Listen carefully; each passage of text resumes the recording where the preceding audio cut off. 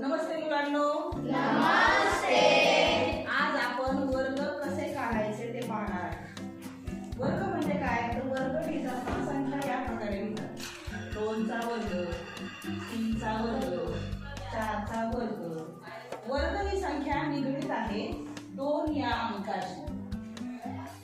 परंतु वर्ग म्हणजे काय, एका संख्येने त्याच संख्येला पुन्हा गुणलं जातं, त्याला म्हणतात वर्ग. ओके, माझ्या इथे कितीचा वर्ग दिलेला आहे 2. म्हणजे 2 ने कितीला गुणायचे पुन्हा 2. 2 दुने 4. म्हणजे 2 चा वर्ग काय आलेला आहे 4. आलं लक्षात.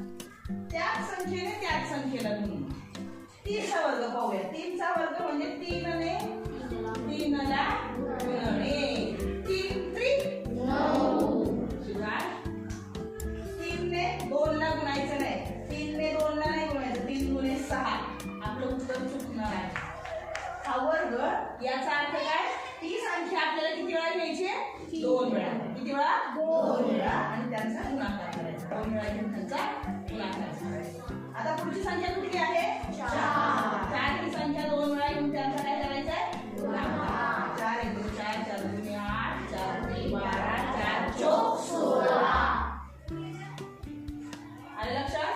आता 5 चं काय करणार आपण. 5 गुणिले 5 पर्यंत तुम्ही उत्तर काढा. 5 5 25. 6 6 गुणिले 6 6 गुणिले 6 6 6 36.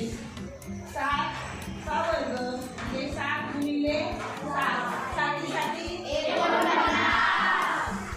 8 चा वर्ग म्हणजे 8 गुणिले 8 8 8 64. 9 चा वर्ग म्हणजे 9 गुणिले 9 9 9 81. 10 चा वर्ग म्हणजे 10 गुणिले 10 100.